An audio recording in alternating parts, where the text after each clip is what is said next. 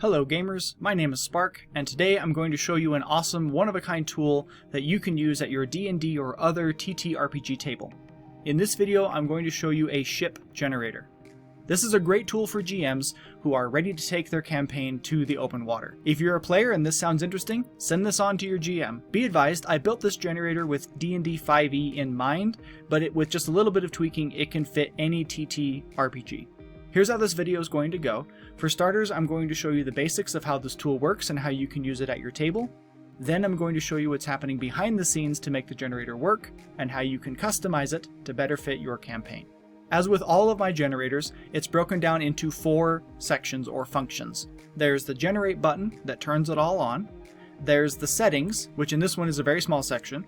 There are the results, and then there's the storage system.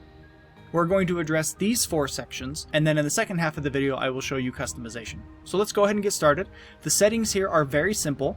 Are we using cannons or ballista? If you turn the cannons setting off, then there obviously will not be any cannons and it will default to ballista. If you leave cannons on, then of course there will be cannons. And then how many ships do you want to generate? You can just generate 1 or 5. It's the easiest settings section out of all my generators. You hit the generate button and you are given a ship. We're just going to do 1 for now, and then I'll generate 5 for you so you can get a better sample size. You're going to get the name of the ship. In this case it's the Dwarf, and what type of ship it is. In this case it's a Xebex. You may not know what a Xebex is. You can look it up if you want to. You do get some of those details here, and then in the second half of this video when I show you customization, you'll get to see all of the different ships and all of their different qualities. You're going to get a brief description of what the ship looks like. So this vessel has 2 decks, 2 masts, and is about 130 feet long and 20 feet wide. Sorry for those of you who use metric. I'm an American. I wish we used metric, but I don't get to make that decision. And the ship has a top speed of 15 miles per hour or 12 feet per round, if you're using the grid system for a combat map or something like that. You get a little bit of a description of the people aboard the vessel. This vessel is manned by 47 crew and carries 50 passengers. You get a little bit about its offense and a little bit about its defense. So in this case, this Xebex has 5 ballista, and on a ramming attack, when the ship runs into another ship on purpose, it will do 150 damage. Now you'll notice there are a lot of little black triangles around, and anytime I hover my mouse over one of those black triangles, a pop-up box comes up. Each of these pop-up boxes might contain information about homebrew rules that I use at my table, and how the results here that you see before you connect with those homebrew rules. Other black triangle boxes will give you more information about how the generator functions. I would recommend that you just take the time to read each of the black triangle pop-up boxes so that you understand everything that's going on. The way that I run my open sea ship-to-ship combat is there are 4 different attacks that you can make against an enemy ship. You can attack their hull, you can try to sweep their deck, you can attack their rigging, or you can attack their rudder. And each one of these is going to have a different AC and a different HP. And so that's what you're seeing here in their defense section. This is letting you know what the Xebex's hull, sweep, rigging, and rudder AC and HP are. So if the enemy ship is attacking the Xebex, the Dwarf here, then you as the DM have the information on keeping track of that. Or if your players are the captain and bosun and quartermaster and whatever, then they can be keeping track of those things. You don't have to be the one to keep track of all this information. So you get offensive and defensive information about the ship, and then you get the captain. In this case it's Captain Carey, who is a halfling. And then you get a little bit of information about the cargo. So you get primary, secondary, and tertiary cargo. I put this in here if your party or players are going to be trying to loot a ship and you want to know what's in the hull of the ship that they might be able to take and sell at the nearest port or something like that. Now, it just occurred to me that that Xebex was showing having ballista, so let's take a look at this frigate with cannons turned on so you can get an idea of what the guns look like. So this is telling you that you have 28 aboard this frigate, the Uncle. They have 28 18-pound guns. And you would assume that that's going to be divided in half between port and starboard. And then notice that this pop-up box here says stats on damage dealt per cannon are in the ref tab, so I will show you that in the second half of this video. Alright, what I've done is I've generated 5 different ships for you, so now might be a good time for you to pause my video so you can take a look at some variety of how these ships get generated. But otherwise, that's the basic functionality of the results themselves. Let's go down and look at the storage system really quick. All of my generators have a storage system, and what the storage system is it gives you a place to store the ships that you've generated. We're calling it the harbor on this one. So we have your 5 different areas that you can expand, and this is called the wharf. This is wharf number 1, and you'll notice that this mimics the layout of the results up here, and the idea is you just copy the results that you want. In this case, let's assume you want to save all 5 ships. So you copy those, you'll scroll down into the harbor, into your storage system, right click in the top left corner, paste special, values only. And now those 5 ships that we just had are saved into the storage system, and that way they will never go away. Because here's the tricky part, and here's the reason that I've created a storage system. These cells up here are all dynamic cells, meaning that anytime you change anything anywhere in the document, they will refresh. So watch what happens when I hit the delete key. All of those are recycling. So that means if you were using this generator and you wanted to save these 5 ships that are on your results, but then you accidentally hit literally any key, they'll be gone forever. Edit undo wouldn't even bring them back. And so to give you somewhere to save them where they won't go away, that's what the harbor is for here. So notice what happens when I hit the delete key. Nothing changes down here because these are no longer dynamic cells. But you will have to make sure you do paste special, values only. If you just do control paste, then they will be dynamic cells and it won't work the way you want it to. Now you'll notice that it says up here wharf 1 has 0 openings, but if we were to delete one of these, you notice it says 1 opening. You delete another one, oops. It says you have 2 openings. So this lets you know, even while this is minimized, how many openings you have inside of each wharf. And then what you can do is you can use your notes to say whatever you want to say. Maybe this is Admiral so-and-so's fleet, and so you just put that note in there, and then you have easy access to it, but it's not taking up a bunch of screen space because you've minimized it. You can maximize it, you've got that information there, and then once you're done with it, you just highlight it, delete it, take this back to its normal, and you're good to go. And that's it for the basic functionality of the ship generator. This isn't my only generator, by the way. I have dozens of others that I think you'll find interesting. This table shows all the generators that I've created and which of them, at the time of publishing this video, have video tutorials like this one. All of my generators will have video tutorials soon. All my random generators are available for download on buymeacoffee.com for just a couple bucks. Links are in the description. If you're enjoying this video, now would be a great time to share it with other gamers. Please hit the like button and subscribe, it really helps me out. And now let's get into customization. It's customization that sets my random generators apart from all the others. If you're a widely experienced GM, this probably isn't your first random generator that you've ever toyed around with, but this will probably be one of your last. No other tool that you've used has allowed you to customize the code and the master lists so that you can personally craft your own spectrum of results. And I'm going to show you now how to do that. Every one of my generators has a reference tab down here at the bottom. So if you click on that reference tab, you'll notice we have 2 different sections in the customization area. So our first section is ships and their stats. If you expand this, you'll notice we have several columns with a bunch of information.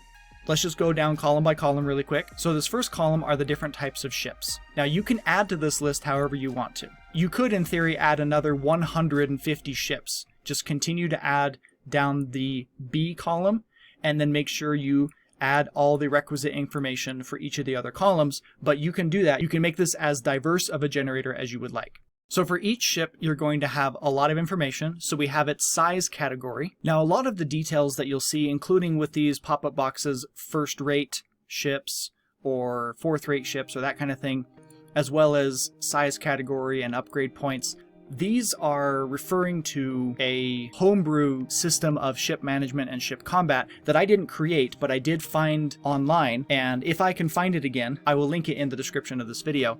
But these details here, the size category and the upgrade points, will not affect the results that you get over here. These are just if you are using the homebrew ship system that I was just referring to. You have the cost of the ship. Again, that is not going to come up over here at all. So this is additional information that you might use for running a homebrew ship system, but it does not affect the results. Same thing with build time. Now the decks and number of masts, that did show up over here in our results. Length and width, miles per hour, cargo in tons, that did not come up in our results as well, but that is here if you would like to use it for any sort of reason. You have minimum crew and full crew numbers. How these two columns work is when you look over here at a ship, like let's look at this man of war, it's saying this vessel is manned by 586 crew. Where did that number 586 come from? Well, the man of war has a minimum crew of 200 and a full crew of 608. And so what the generator did was it picked a random number between 200 and 608. And then it said it had 77 passengers, and that is where we have max passengers is 200, and so it would have randomly generated a number between 0 and 200 to generate the number of passengers on board.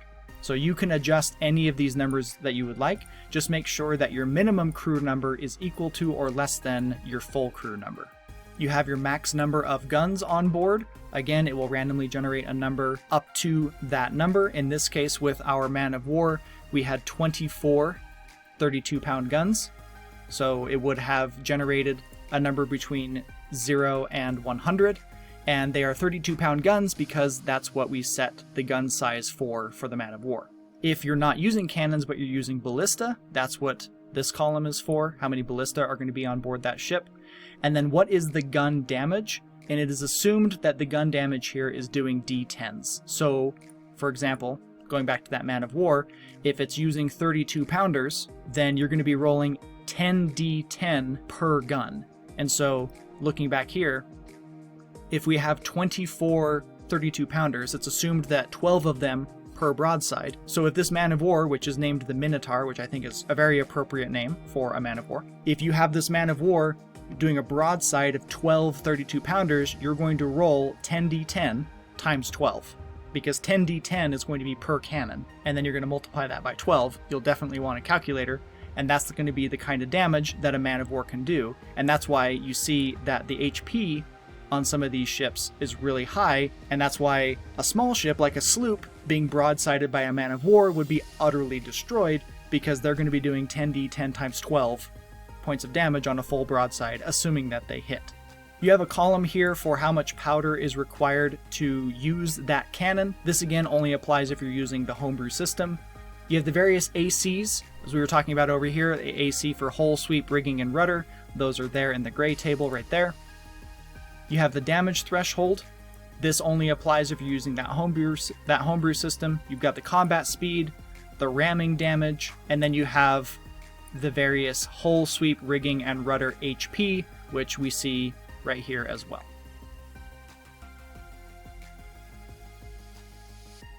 So there's all that information per ship, and again, you could expand this list of ships as far as you wanted to, and if you're not using the homebrew system, you would only need to expand the various details that I've pointed out to you as being relevant to the generator. The rest you could leave blank if you're not going to use the homebrew system.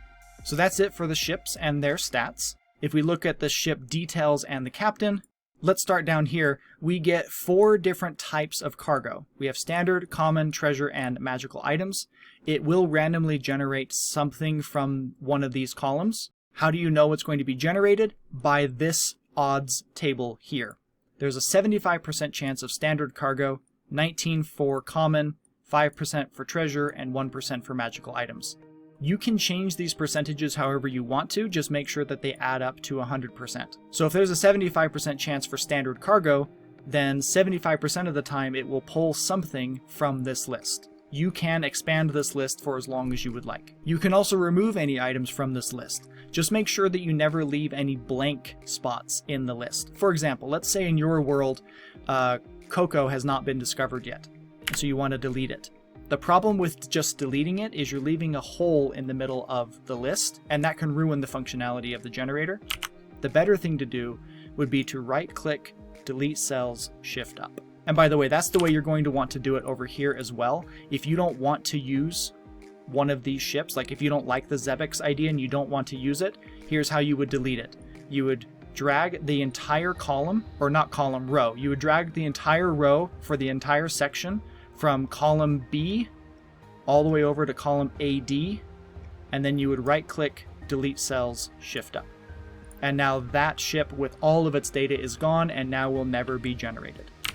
So understanding that principle, you can do that with all 4 of these columns, and again, you can adjust these percentages. Ignore column AJ, all this stuff. This is just part of the functionality to make the system work. These two columns over here are for the ship names. Ignore these few cells right here. Again, it's just part of the function. You have an adjective column and you have a noun column. You can add or remove to this list however you would like. But notice we have the Sparkling Warrior is the name of this cargo flute, which is hilarious. We would find the word sparkling somewhere in this adjective list, and we would find the word warrior somewhere in this noun list, and that's how we got the Sparkling Warrior. This list is pretty long. We currently have about 340 adjectives and about 235 nouns. You can add or remove to this list however you like I said to do over here.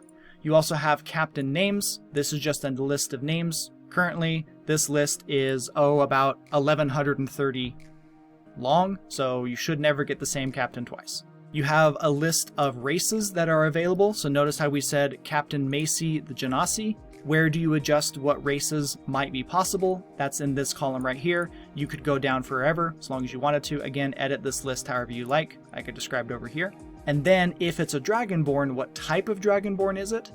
That's what this list is right here. If it does result in generating a Dragonborn, it will then come over to this list and add the color to it. For example, we have Captain Loreanor, the green Dragonborn. And if you wanted to add to this list of Dragonborn subraces, for example, if you wanted to incorporate the Gem Dragon subraces, here's how you would do that. You would just click anywhere in the center of this list, right-click, insert cells, shift down.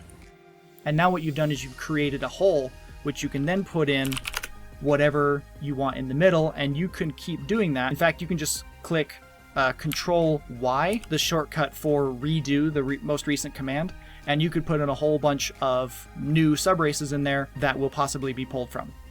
You can ignore these green cells, they are just part of the function of the system. And that's it for customization, and that's it for the ship generator.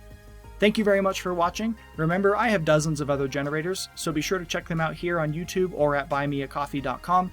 Please like and subscribe if you enjoyed this video, and happy gaming!